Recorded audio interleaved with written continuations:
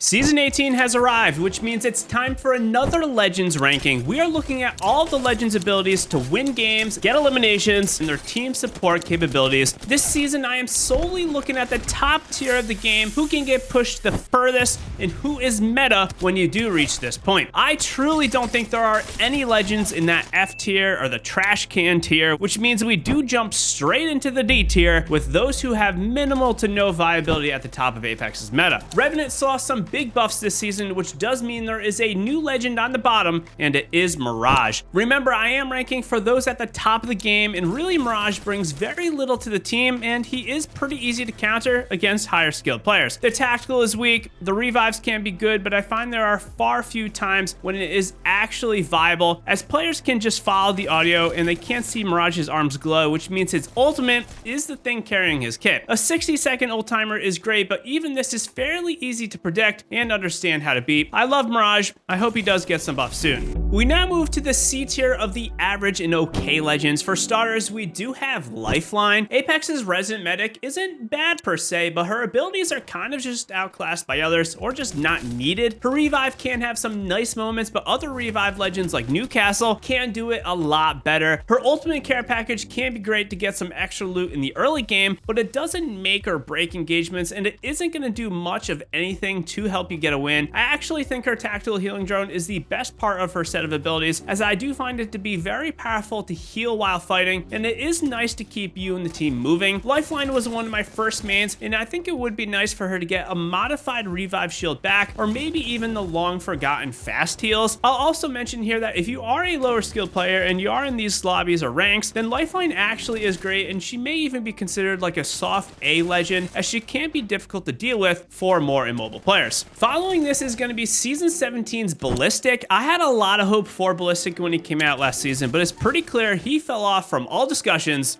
almost instantly after release. Not going to go into him too much, but all three of his abilities are just either forgettable, easy to counter, or just not great. Third weapon does little to nothing outside of the ultimate. Tactical is easy to avoid and counter, and while more speed, infinite ammo, and handling is nice, again, it's not really needed for an ultimate ability, and there are other ultimates that are way more useful. Something kind of just feels off for Ballistic. Not to mention the tactical also saw some nerfs, making it even less of a factor today. Ashe is on deck, and she does get a slight bump over the previous legends to C+, making her a borderline B legend. While Ashe is ranked lower, I do think she provides some very specific use cases in upper tier lobbies where she can be very aggressive to push enemy players via getting high ground, or to escape and rotate the team at an end game when cover is minimal. This means her ultimate is going to be what carries her. The passive death box tracking is pretty minimal in terms of its usefulness, as most can just achieve similar results with good game sense. It's of course useful at times, but really it's just a convenience tool. And the tactical is by far the weakest thing going for her, and it's easy to avoid or a non-factor for the majority of the time. It really requires an arc star or a grenade to be comboed with it, and once you use this, it's still going to be pretty forgettable.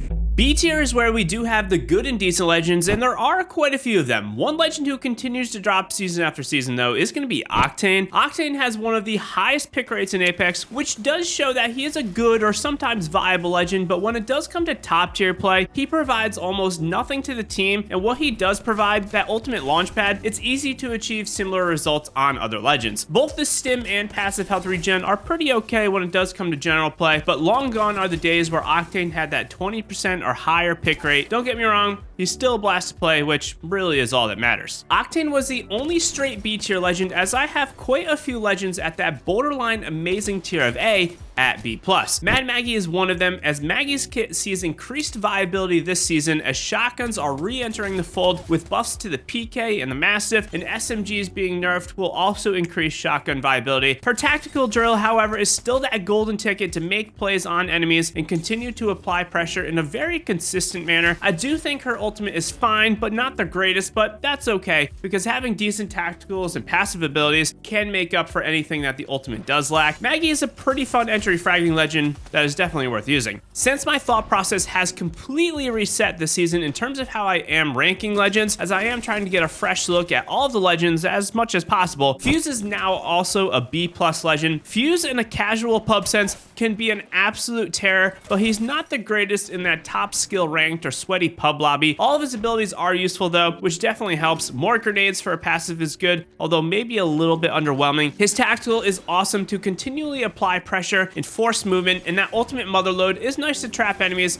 and do huge damage if enemies are caught in the flames, but I find it's easily avoidable. You can run out of it or you can just jump over the fire. Fuse is pretty good as a whole and a lot of fun. Definitely worth a look at if you're all about explosives, both in-game and his personality. I find a lot of people in my comment sections generally think of Vantage as one of the worst legends in Apex, but for me, her tactical is way too strong to be down on the bottom. She has the ability to nearly instantaneously gain high ground at any time, and the fact that you can jump straight vertically 40 to 50 meters is pretty awesome. I think actually that her passive recon is a little underrated as well, as being able to tell the armor rarity of an enemy team, and if they are not a full team, means you can make much better decisions as to whether or not to push enemies and take a quick fight. As for the ultimate, it's fine and decent to apply pressure with no need for extra ammo in the inventory, which is good, but I find that it isn't really anything too useful other than just being annoying or applying pressure without even shooting, as many players fear that laser beam a little bit too much. Our next B+ legend is going to receive my seasonal award of the Sleeper Legend. While they are in B+,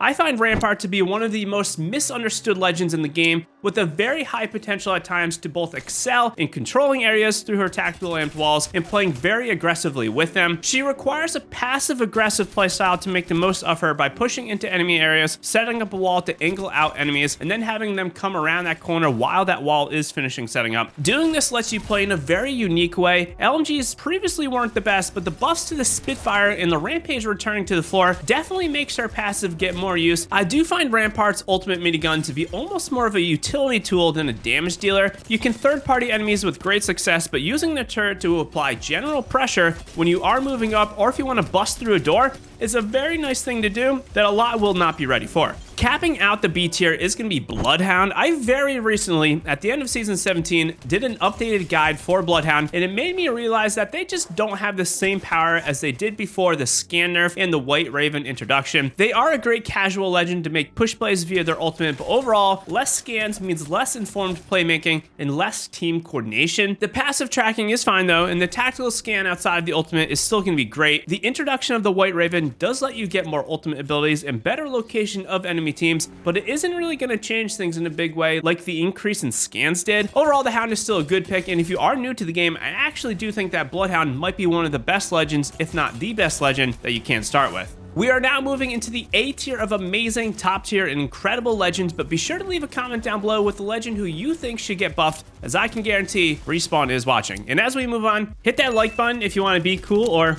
just get near them. Thanks. There are so many legends who are amazing, top tier, and incredible, which does show by the amount of legends I do have in A tier, but someone who is on that borderline B+ or A tier for me is going to be Caustic. I flip-flopped a ton with this one, but I do think that Caustic's upper skill viability is there, and specifically in ranked, while this is not a ranked specific tier list. We haven't talked about her yet, but I think Catalyst does much of what Caustic does with much more efficiency and quickness, while also providing additional benefits that Caustic doesn't have. But Caustic does have combat viability on his side if enemies are trying to push into his gas, which is nice. Plus the ability to force movement with his ultimate gas grenade is awesome, but its long timer makes its use cases minimal. His passive of seeing enemies in his gas is absolutely forgettable, and I think a new passive or an additional one is definitely warranted. Overall, I would skip this legend for pubs, but if you do want to grind ranked, Caustic is definitely fine for this. The new-ish legend to enter our list, at least the most revamped of the season, is the brand new Revenant, and he has truly been reborn. We have never had as massive of a change to a legend as we have had with Rev, and while Revenant doesn't necessarily fit my criteria for team play, as his kit has actually next to nothing for the squad, Revenant's overall viability to get kills and thus win more games is going to be very good. As with every new legend or adjusted legend like this, we will need more time on him, but after playing with the new Revenant for quite a bit, I can easily give him the Best Fragger Legend award, as there isn't really anyone else in Apex with as much capability or maybe freedom with the way they approach fights. A passive to climb up buildings and terrain, not only vertically but now more horizontally, means more ways to make Rev feel and play like an actual assassin like his lore. The tactical to leap to spots to make these plays and either dish out damage or go straight into a climb is pretty crazy as well. And thirdly, an ultimate to enhance the previous two abilities, and his killing power makes him even more of a formidable foe. Time will tell, but let me know what you think of the brand new Revenant in the comments down below. Simple but great is the name of the game, and Loba is also slotted in the A tier. Not a ton to talk about with the Resident Loot Queen. Tons of loot through her black market means more fights or more survivability at endgame. Seeing loot through objects means getting that better gear during the early game, although it does fizzle out at endgame. And then some movement with her bracelet means she does have some nice survivability and ways to reposition or make plays. She did have a buff to her bracelet timer and a nerf to her ultimate timer, which I think is mostly a wash, so if you are looking for an all-around Apex great, Loba will excel in both pubs and ranked, and is someone everyone loves to have on the team. The recipient of the most misunderstood award, and probably the most divisive of any legend I am ranking on my list, and it's gonna be Crypto. Again, this is for upper skilled players in that top tier ranked and pubs where honestly, Crypto can't excel due to the sheer amount of things that he can do. Is he needed for pubs? Absolutely not. I'd rank him lower for pubs in general, but if you do choose to play him, he does have viability. Crypto's utility to keep the team going, to see who is around via the drone, pick up cards, and scan enemies remotely makes him very good even at combat. The ultimate is nice to farm shields, apply pressure, and clear out areas as well. While I still think there are a lot of other legends that are better, Crypto definitely is misunderstood, and even though my list isn't for competitive Apex, like the ALGS,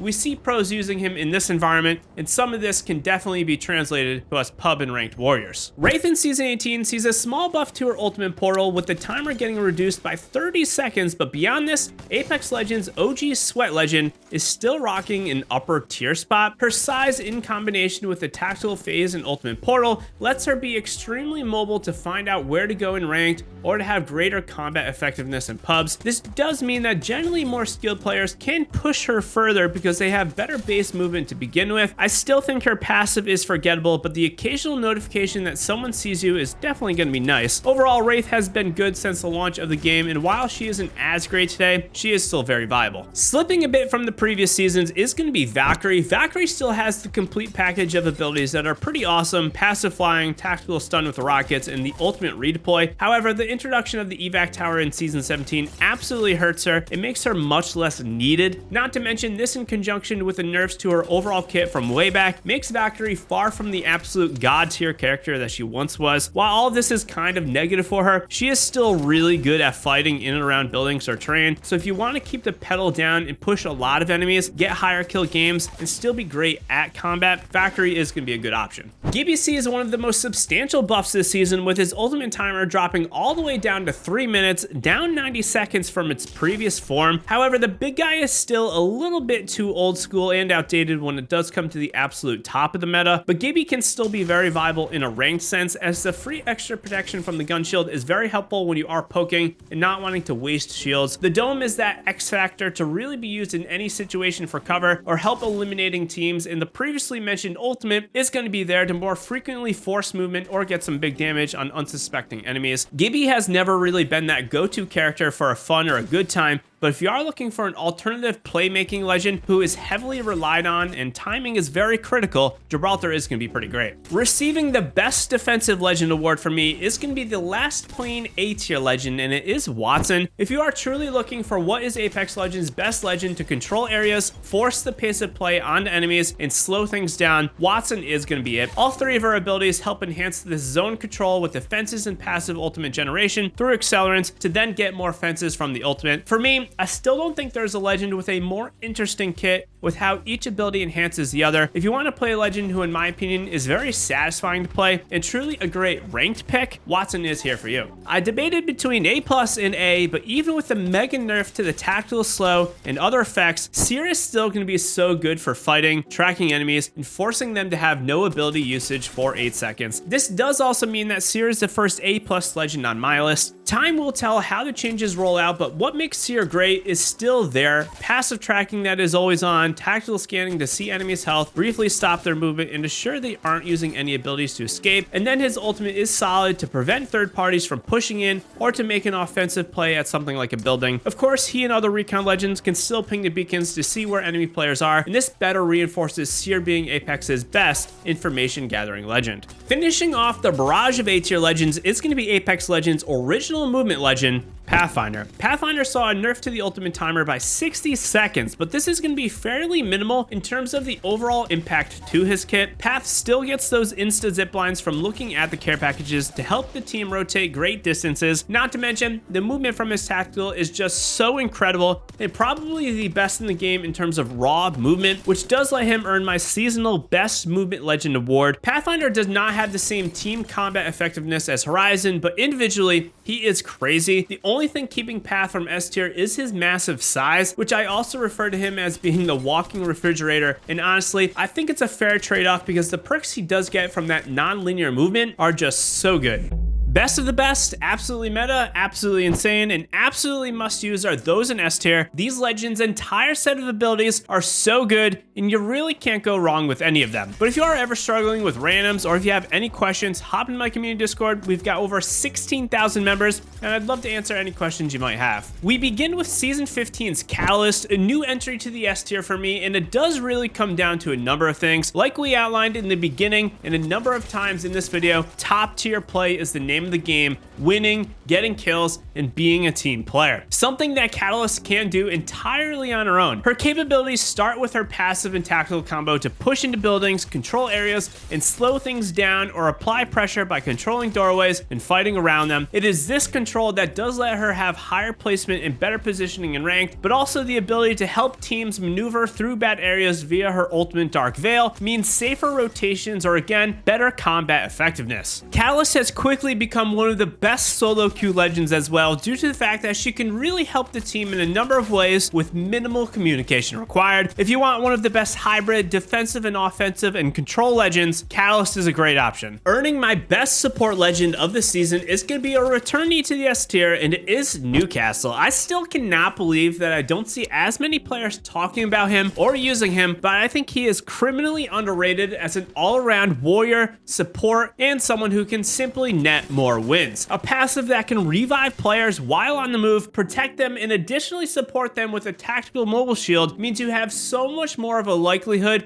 of getting that successful reset on a player. Really on its own, no one can compete with this type of revive capabilities, but Newcastle also gets increased fortification for being a big guy, and that ultimate which is so great to defend areas or block off doorways or alleys, not to mention having the ability to leap to a teammate up to 70 meters away or leap to high ground means better match control and area control. And if all this is not enough, Newcastle does get a little buff with the shotguns being better, as he can do some peak fighting through his shield like a bubble fight. I cannot stress enough just how crazy overpowered Newcastle is. Highly recommend that you try him if you are pre-stacking ranked. Nothing better or god tier. I have a couple legends I want to talk about who are those legends which I find to be the best in the game, and I generally reserve this spot for just a few legends every season. To the surprise of absolutely no one, Horizon is one of those legends who continues to have her reign. Even after a nerf in the timer of the black hole and other nerfs in past season, she still has it all. Passive movement to be slippery, tactical movement to make plays for height, transport the team, reset an engagement while popping heals, rain fire from above, the list goes on. And then an ultimate black hole to provide just enough distraction on enemies while you shoot them in the side or the back. It's really that combo of the tactical lift and the passive spacewalk that lets her continue to excel, and until they substantially change either of these abilities, she's gonna be a go-to for many players. I am expecting her pick rate to rise even more as this season goes on, and even future seasons if she doesn't have changes. Similar to Horizon, Bangalore also saw a nerf to her ultimate timer, extending it all the way out to 4 minutes now, but this doesn't really change the fact that she has everything. Support with smokes, assault with smokes, defend the team with smokes, and all of this is repeated with her ultimate Rolling Thunder. Faster movement with her passive means more survivability or vice versa, more ways to close the gap quicker. Bangalore is probably the most complete legend in Apex, and she does get my seasonal best hybrid legend award if you want someone who can do it all. Stay tuned and be sure to check out this video for more on the weapons in Apex. Hit that like button, sub for more. Hope you enjoyed, and I will see you in the next one.